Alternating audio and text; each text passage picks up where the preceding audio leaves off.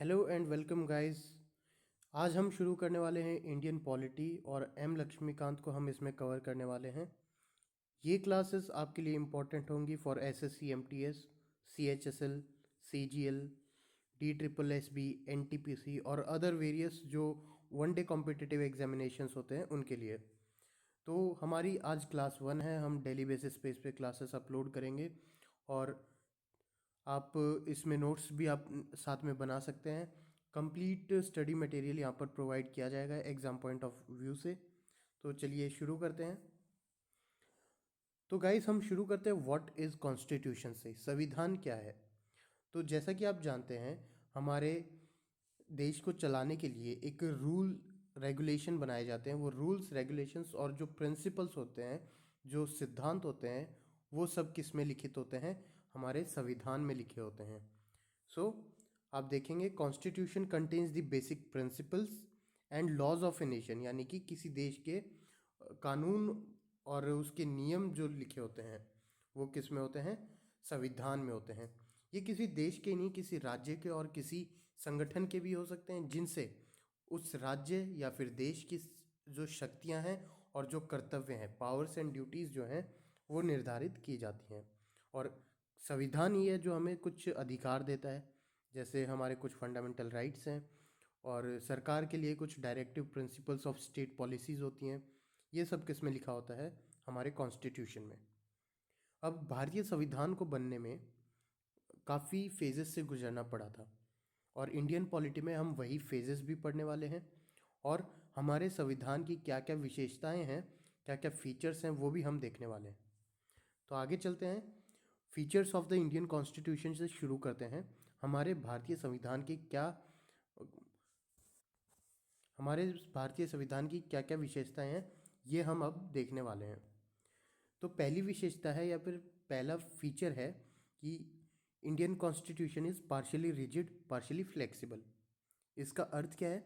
Rigid होता है कठोर और फ्लेक्सिबल होता है जिसे आराम से आप तोड़ मरोड़ कर सकते हैं। ओके, रिजिड हम इसलिए बोलते हैं क्योंकि हमारे संविधान में कोई भी अमेंडमेंट करना हो तो उसके लिए हमें एक स्पेशल मेजॉरिटी से उस एक्ट मतलब बिल को पास करेंगे, तभी वो एक्ट बनता है। और फ्लेक्सिबल इसलिए क्योंकि कुछ हमारे आर्टिकल्स ऐसे हैं या फिर कुछ हमारे संविधान में कुछ ऐसी चीज़ें हैं जिन्हें अगर अमेंड करना हो या फिर उनमें कुछ संशोधन करना हो तो हम उसे आसानी से सिंपल मेजॉरिटी से आगे मतलब पारित कर सकते हैं, यानी कि उसे बिल से एक्ट बना सकते हैं। तो इसीलिए इसे पार्शियली रिजिड और पार्शियली फ्लेक्सिबल कहा जाता है। अगला फीचर है दोस्तों longest written constitution in the world.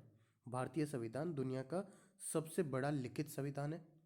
UK का आप देखेंगे तो लिखित संविधान नहीं है। अमेरिका का आप देखेंगे तो लिखित तो है, रिटन कॉन्स्टिट्यूशन है, लेकिन लॉन्गेस्ट नहीं है। लॉन्गेस्ट है हमारे भारत का। सेकंड के बाद में अगर बात करें थर्ड पॉइंट की, तो हमारे संविधान को बनने में कितना समय लगा था? तो लगभग 3 साल लगे थे। और अगर एग्जैक्ट हम देखें तो 2 साल 11 महीने और 18 दिन हमारे संविधान को बनने में लगे थे, भारतीय संविधान का प्रारूप तैयार करने में, यानी कि ड्राफ्ट तैयार करने में। ओरिजिनली अगर बात करें, जब संविधान बनकर हमारा लागू हुआ था, ओके, तब हमारे संविधान में कितने आर्टिकल्स थे? तो 395 आर्टिकल्स थे, 22 पार्ट्स थे और 8 शेड्यूल्स थे। देन इसे अलग अलग सोर्सेस से लिया गया है, जैसे गवर्नमेंट ऑफ इंडिया एक्ट से लिया गया है, और गवर्नमेंट ऑफ इंडिया एक्ट 1935 वाला। ओके, देन इसे British constitution, American constitution, Canadian, German, ऐसे अलग अलग कॉन्स्टिट्यूशन से अलग अलग उनके जो बेटर फीचर्स थे वो हमने अडॉप्ट कर लिया हमारे संविधान में। आगे अगर बात करें तो हमारे संविधान का फेडरल सिस्टम है विद यूनिटरी बियास। इसका अर्थ क्या हुआ कि फेडरल क्या होता है कि एक सेंट्रल गवर्नमेंट हो, देन स्टेट गवर्नमेंट हो, यानी कि डबल लेयर ऑफ गवर्नमेंट हो। ओके, और यूनिटरी क्या होता है? एक संगठन बना लेना, है ना, एक समूह बना लेना। हमारा यूनिटरी किस लिए कहा जाता है? क्योंकि हम किसी भी एग्रीमेंट के तहत हमारे स्टेट्स हमसे नहीं जुड़े हैं।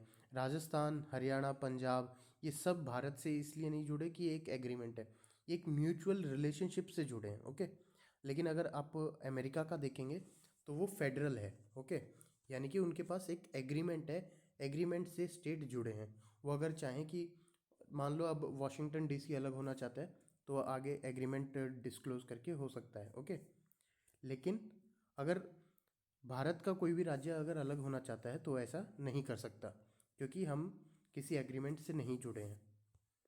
नेक्स्ट है पार्लियामेंट्री फॉर्म ऑफ गवर्नमेंट, यानी कि हमारे पास संसद है, संसाधमक संसदीय सरकार है हमारे पास। ओके, रूल ऑफ लॉ, यानी कि हमारे यहाँ पे किसी राजा का राज नहीं चलता।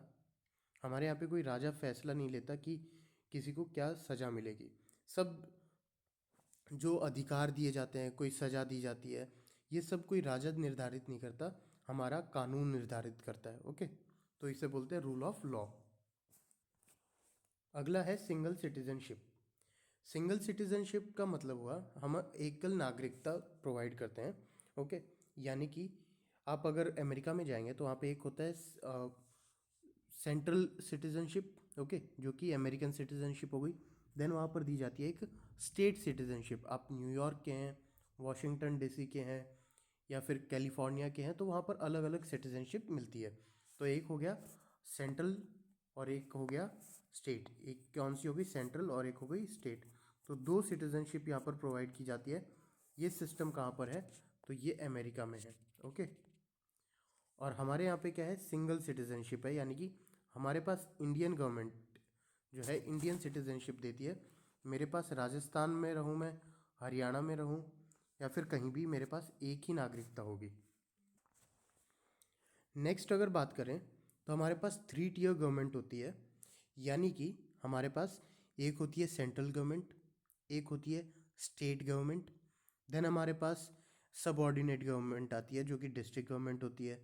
ओके, देन हमारे पास इमरजेंसी प्रोविजंस भी है। मान लो देश में किसी भी कारण देश की कानूनी व्यवस्था बिगड़ती है, लॉ बिगड़ता है, तो उस केसेस में हम इमरजेंसी प्रोक्लेम कर सकते हैं, इमरजेंसी लगा सकते हैं, यानी कि आपातकाल की घोषणा कर सकते हैं। ओके, देन हमारे संविधान में कुछ फंडामेंटल राइट्स यानी कि मौलिक अधिकार हैं, डीपीएसपीज हैं, यानी कि directive principles of state policies, यानी कि राज्य के नीति निर्देशक तत्व जो बोलते हैं हम, वो भी हैं, और फंडामेंटल ड्यूटीज़ हैं हमारे पास। ये सब हम डिटेल में पढ़ने वाले हैं, जब हमारे आगे की क्लासेस आएंगी तो हम इसे डिटेल्स में पढ़ने वाले हैं। देन हम पढ़ने वाले हैं why the Indian constitution is federal in nature. हमने पीछे देखा था we have federal constitution with unitary bias, है ना। तो हम फेडरल क्यों बोलते हैं? First of all we have dual government, यानी कि हमारे पास द्विय द्विय सरकार है, यानी दो सरकारें हैं। एक होती है कौन सी, सेंट्रल, और एक होती है स्टेट। ओके, यहाँ पर आप देख सकते हैं इस टेबल में फर्स्ट पॉइंट आप दोनों का देखेंगे। यूनिटरी गवर्नमेंट में सिंगल गवर्नमेंट होती है, स्ट्रॉन्ग सेंटर, जो कि हमारे पास है। ओके, हमारे कॉन्स्टिट्यूशन फेडरल भी है और यूनिटरी भी। ओके, तो हम दो सरकारें हमारे पास है, एक सेंटर और एक स्टेट, इसीलिए हमारा क्या है, फेडरल भी है। और यूनिटरी इसलिए है क्योंकि हमारे पास स्ट्रॉन्ग सेंटर है और उसके अलावा एक स्टेट गवर्नमेंट होती है। डन। अगला अगर पढ़ें तो है डिवीजन ऑफ पावर्स, यानी कि हमारे जो शक्तियां हैं वो डिवाइडेड है। हमारे एग्जीक्यूटिव, लेजिस्लेचर और जुडिशरी, उनके बीच में पावर्स का डिवीजन है, और ये एक फेडरल कॉन्स्टिट्यूशन के लिए बहुत ही इंपॉर्टेंट फीचर होता है। नेक्स्ट है सुप्रीमेसी ऑफ द कॉन्स्टिट्यूशन, यानी कि संविधान को प्राथमिकता दी जाती है। ठीक है, यानी कि अगर कोई भी डिसीजन अगर लेना हो तो संविधान के अकॉर्डिंग लिया जाएगा, ना कि कल को उठ के अगर किसी के मन में आया कि हाँ मैं ये सज़ा इसको देना चाहता हूँ, नहीं, सभी संविधान के अनुसार होगा। इसीलिए हमारे पास फेडरल सिस्टम है। आप यहाँ पे भी देखेंगे कि supremacy of the constitution federal government में तो गारंटी की जाती है, लेकिन यूनिटरी गवर्नमेंट में अगर बात करेंगे तो supremacy of the constitution is not guaranteed. Done.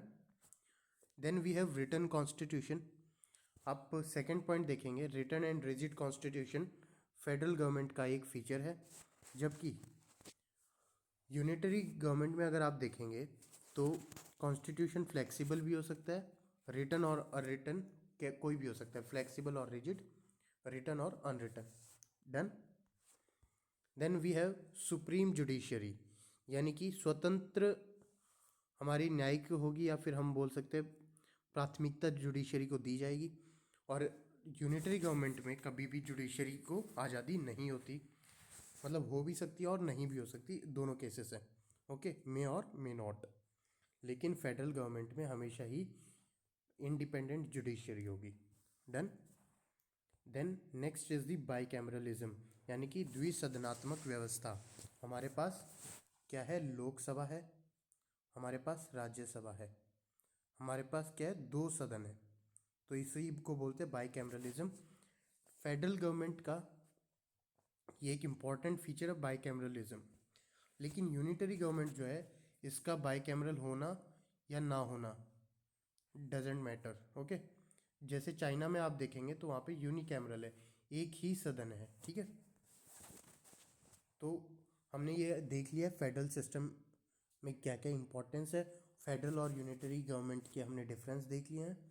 इसी के साथ आगे बढ़ते हैं और हम देखने वाले हैं important doctrines of the Indian constitution. भारतीय संविधान के मूल सिद्धांत क्या हैं, तो हम ये अब देखने वाले हैं। पहला है डॉक्ट्रिन ऑफ बेसिक स्ट्रक्चर, मूल ढांचे का सिद्धांत। ओके, इसके अंडर में हमने देखा है कि इसमें पार्लियामेंट्री डेमोक्रेसी होती है, fundamental rights, fundamental duties, federalism, judicial review, ये कुछ फीचर्स हैं जो हम अमेंड नहीं कर सकते। मैं अगर चाहूँ तो मेरे संविधान से मौलिक अधिकार यानी कि फंडामेंटल राइट्स नहीं हटा सकता, ना मैं फंडामेंटल ड्यूटीज़ हटा सकता। तो ये है कि बेसिक स्ट्रक्चर को मैं ऑल्टर नहीं कर सकता। इस सिद्धांत को हमने जर्मनी से बोरो किया है। ओके, इससे रिलेटेड कुछ जजमेंट्स भी हैं जो हम अभी सिर्फ उनके नाम देखेंगे, लेकिन आगे चलकर आगे आने वाली क्लासेस में हम उनके बारे में डिटेल में भी पढ़ेंगे। वो हुए क्यों थे, उस पे क्या क्या चेंजेस किए गए, मतलब क्या क्या फैसले सुनाए गए, और इम्पोर्टेंट किस लिए हैं। ओके, तो पहला देखते हैं Keshavananda Bharati case 1973, doctrine of basic structure यानी कि मूल ढांचे के सिद्धांत से जुड़ा हुआ पहला केस है। सेकंड है Indira Gandhi versus Rajnarain case 1975। Third है Minerva Mills case, that is from 1980। Then we have the Waman Rao case 1981। इन चारों केसेस को हम आने वाली क्लासेस में डिटेल में पढ़ेंगे। लास्ट में हमारा एक अराउंड 17th और 18th क्लास में हमारा एक टॉपिक होगा important judgements in the Indian constitution, उसी में हम ये सब केसेस पढ़ेंगे। ओके, देन अगला है doctrine of separation of powers. इसमें आपको नाम से ही पता चल रहा होगा कि सेपरेशन ऑफ पावर्स यानी कि शक्तियों का बंटवारा, शक्तियों के बंटवारे का सिद्धांत। तो ये सिद्धांत जो है ये हमारे एग्जीक्यूटिव, जुडिशरी और लेजिस्लेचर के बीच में जो अलग अलग शक्तियां हैं उस उनका बंटवारा करता है। जैसे फैसला सुनाने का काम है जुडिशरी का, न्यायपालिका का।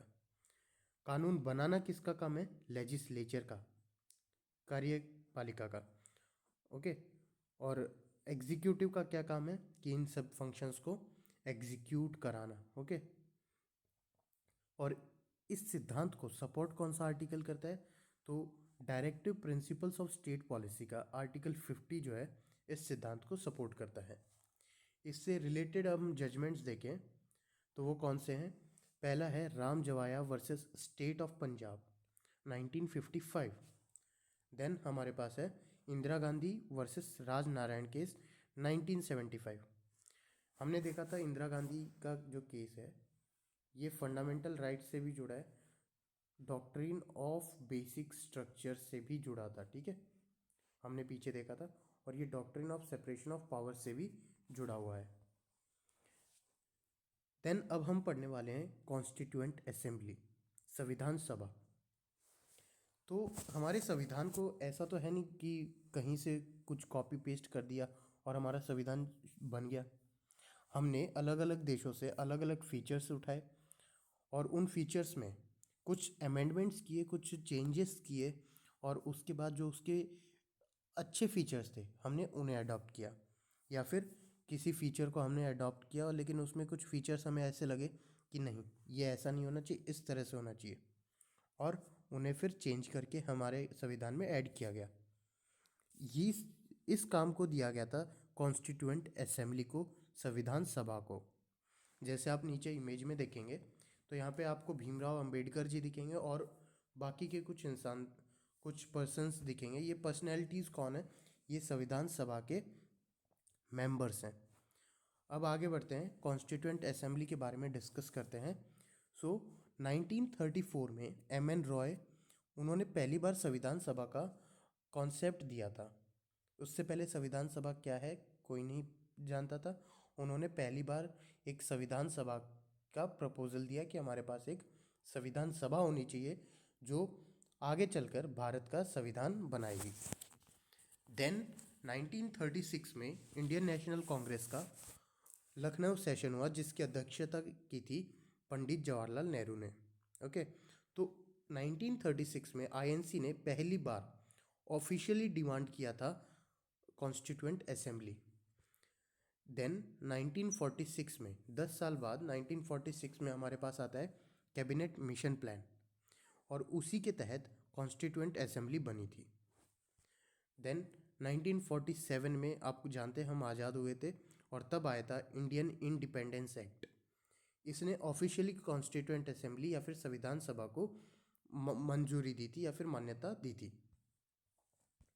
आगे बढ़ते हैं, अब कुछ इम्पोर्टेंट पर्सनैलिटीज़ के बारे में पढ़ेंगे जो संविधान सभा के इम्पोर्टेंट कंट्रीब्यूशन किया जिन्होंने। तो पहले हैं डॉक्टर सचिदानंद सिन्हा। ये संविधान सभा के टेम्पररी चेयरमैन थे, क्योंकि जब संविधान सभा बनकर तैयार हुई तब इलेक्शंस हुए नहीं थे और कोई तो चेयरमैन बनाना था, तो इसलिए डॉक्टर सचिदानंद सिन्हा जो तब के सबसे बुजुर्ग व्यक्ति थे उन्हें टेम्पररी चेयरमैन अपॉइंट किया गया। देन बाद में जब इलेक्शंस कंडक्ट कराए गए कॉन्स्टिट्यूएंट असेंबली के, जुलाई 1946 में इसके इलेक्शंस हुए, तब इलेक्शन के बाद में डॉक्टर राजेंद्र प्रसाद जी को संविधान सभा का परमानेंट चेयरमैन अपॉइंट किया गया, इलेक्ट किया गया। अपॉइंट किसे किया गया? डॉक्टर सचिदानंद सिन्हा को। और इलेक्ट किसे किया गया? तो डॉक्टर राजेंद्र प्रसाद जी को। Okay, then H.C. मुखर्जी को अपॉइंट किया गया as the vice president of the assembly, and B.N. Rao was elected as the constitutional adviser, यानी कि संवैधानिक सलाहकार जिसे अपॉइंट किया गया वो कौन थे? B.N. राव। अब हम देखने वाले कॉन्स्टिट्यूशन असेंबली के इलेक्शंस कैसे हुए, कब, और उनके सीट्स कितने थे, ये सब हम इसमें कवर करने वाले हैं। कैबिनेट मिशन प्लान आता है 1946 में, और इसी के तहत पहली बार कॉन्स्टिट्यूएंट असेंबली बनती है। ओके, और जो 1946 की जो प्रोविंशियल लेजिस्लेटिव असेंबली थी उसी के मेंबर्स ने सिंगल ट्रांसफरेबल वोट के थ्रू कॉन्स्टिट्यूएंट असेंबली में मेंबर्स का इलेक्शन किया। देन 1946 के जुलाई में इलेक्शंस होते कॉन्स्टिट्यूएंट असेंबली के लिए। उसमें 389 मेंबर्स थे, 389 सीट्स थी हम बोल सकते हैं, जिसमें से 93 सीट्स जो थी वो प्रिंसली स्टेट्स की थी, 292 सीट्स जो थी ब्रिटिश प्रोविंसेस की थी, और 4 सीट्स जो थी वो चीफ कमिश्नर्स प्रोविंस की थी। ठीक है, अब आगे हम देखने वाले हैं ये 4 चीफ कमिश्नर्स प्रोविंस कौन कौन से थे। तो Ajmer Mewar 1, Delhi 2, British Balochistan 3, and Coorg 4। Total 4 हमारे पास चीफ कमिश्नर्स प्रोविंस थे, जहाँ पर जनरल नहीं हुआ करते थे, चीफ कमिश्नर हुआ करते थे, उसे बोलते हैं चीफ कमिश्नर्स प्रोविंस। ओके, आगे अगर बात करें जो ब्रिटिश इंडिया और प्रिंसली स्टेट्स थे उसमें सीटों का बंटवारा जो है वहाँ की पॉपुलेशन में, वहाँ पे प्रेजेंट जो कास्ट थी, जो रिलीजन्स थे, उनके बेसिस पे किया गया था। ओके, मुस्लिम, सिख और अदर कम्युनिटीज़ जो थी उनमें पॉपुलेशन के प्रोपोर्शन में बांट दी थी। जैसे अगर मान लेते हैं एक जगह है A और एक जगह है B, एक जगह पर 6 and 90% और अदर कम्युनिटी है 10%, तो वहाँ पे 9:1 के रेशियो में उसे डिवाइड कर दिया गया। ऐसे ही बी में मान लो मुस्लिम्स ज़्यादा हैं और अदर कम्युनिटीज़ कम है, तो वहाँ पे भी ऐसे ही सीटों का बंटवारा कर दिया था। देन 9 दिसंबर 1946, इस दिन होती है संविधान सभा की पहली मीटिंग। कॉन्स्टिट्यूएंट असेंबली की पहली मीटिंग हुई न्यू दिल्ली के कॉन्स्टिट्यूशन हॉल में, जिसे आज के टाइम हम कैसे जानते हैं, सेंट्रल हॉल ऑफ पार्लियामेंट के नाम से जानते हैं। देन कॉन्स्टिट्यूएंट असेंबली लगभग 3 साल चली, जैसा कि हमने आपको बताया था शुरू में। 2 साल 11 महीने 18 दिन लगे थे संविधान सभा को हमारा प्रारूप तैयार करने में संविधान का। तो ऑलमोस्ट थ्री ईयर्स तक ये चली थी और 24 जनवरी 1950 को इसकी लास्ट मीटिंग थी। Done. First meeting constituent assembly की 9 दिसंबर 1946, लास्ट मीटिंग 24 जनवरी 1950। अब संविधान सभा के बारे में हम एडिशनल फैक्ट्स देखने वाले हैं। कुछ अन्य बातें हैं जो हमें याद रखनी चाहिए। तो पहली है, कॉन्स्टिट्यूएंट असेंबली की शुरुआत जो हुई थी 13 दिसंबर को, इसने अपना काम शुरू कर दिया था। पहली मीटिंग इसकी हुई थी 9 दिसंबर, ओके, 1946। 13 दिसंबर से इन्होंने काम करना शुरू किया और काम की शुरुआत में ही जवाहरलाल नेहरू जी जो थे वो लेकर आए ऑब्जेक्टिव रेजोल्यूशन। अब ऑब्जेक्टिव रेजोल्यूशंस क्या है, तो ये बेसिकली एक कॉन्सेप्ट और गाइडिंग प्रिंसिपल्स थे जिससे हमारा संविधान बनाना था, और आगे चलकर objective resolutions he preamble of the constitution बने। इसमें बेसिक गाइडिंग प्रिंसिपल्स थे, यानी कि हमारा संविधान किस तरह से बनेगा और उसमें क्या क्या मतलब फीचर्स होंगे हमारे संविधान में, ये सब थे ऑब्जेक्टिव रेजोल्यूशंस में। लेकर कौन आया? जवाहरलाल नेहरू जी लेकर आए, भारत के पहले प्रधानमंत्री, और अब तक के लॉन्गेस्ट सर्विंग भी प्रधानमंत्री कौन है? जवाहरलाल नेहरू जी हैं। और 13 दिसंबर 1946 को ये लेकर आए थे। अब नेशनल एंथम फैक्ट्स देख लेते हैं। नेशनल एंथम आप जैसा कि जानते हैं रविंद्रनाथ टैगोर जी ने लिखा था। कैप्टन अबिद अली जो थे उन्होंने इसे ट्रांसलेट किया था हिंदी में, और कैप्टन राम सिंह जो थे उन्होंने इसे कंपोज किया था हिंदी में। ओरिजिनल जो लैंग्वेज थी इसकी वो क्या थी? बांग्ला। रविंद्रनाथ टैगोर जी ने इसे बांग्ला लैंग्वेज में लिखा था। हिंदी का ट्रांसलेशन किया था कैप्टन अबिद अली ने, और कंपोजिशन किया था राम सिंह जी ने, कैप्टन राम सिंह। देन पहली बार इसे कहाँ गाया गया था? तो 27 दिसंबर 1911 को कलकत्ता सेशन हुआ इंडियन नेशनल कांग्रेस का, तो वहाँ पर इसे पब्लिकली पहली बार हमारे नेशनल एंथम को गाया गया। ओके, ये एसएससी पॉइंट ऑफ व्यू से एक क्वेश्चन है। अप्रॉक्स 52 सेकेंड्स लगते हैं नेशनल एंथम को गाने में। ओके, देन 24 जनवरी 1950 को वंदे मातरम को अडॉप्ट किया गया था as the national song of India, और सेम डे पर यानी कि 24 जनवरी 1950 को हमारा नेशनल एंथम भी अडॉप्ट किया गया था एज नेशनल एंथम। और हमारा नेशनल एंथम कौन सा है?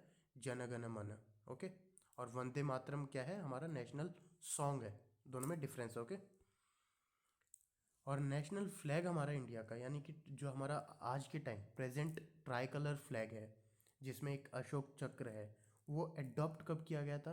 तो 22 जनवरी 1947 को ये अडॉप्ट किया गया था।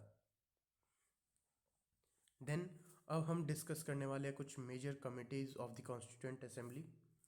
इसमें 8 मेजर कमिटीज़ थे और 14 माइनर कमिटीज़ थे। तो अब ये देखने वाले हैं पहला कमेटी कौन सा था। तो union power committee Jawaharlal Nehru के अंडर में। आपको इसमें बेसिकली कमेटी याद रखनी है, किसके अंडर में थी उनका नाम याद रखना है, यानी कि इनके चेयरमैन का नाम याद रखना है। First is union power committee Jawaharlal Nehru. Second है rule of law procedure committee doctor Rajendra Prasad. Third is provincial constitution committee, this was under Sardar Vallabh Bhai Patel. Steering committee doctor Rajendra Prasad के अंडर में थी।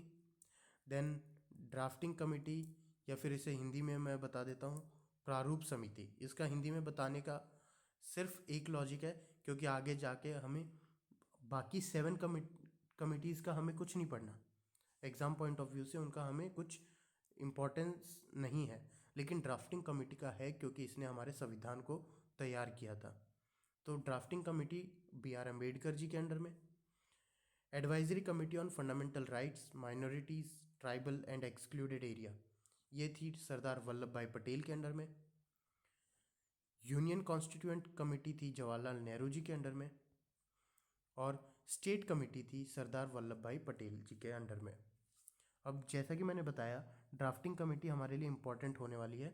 इसका मतलब ये नहीं कि बाकी कमिटीज़ को हम आप भूल जाएं। आप सभी को बाकी कमिटीज़ भी याद रखनी है और उनके चेयरमैन कौन थे वो याद रखनी है। इसके अलावा ड्राफ्टिंग कमेटी में हम इम्पोर्टेंट आगे पढ़ने वाले हैं। डन।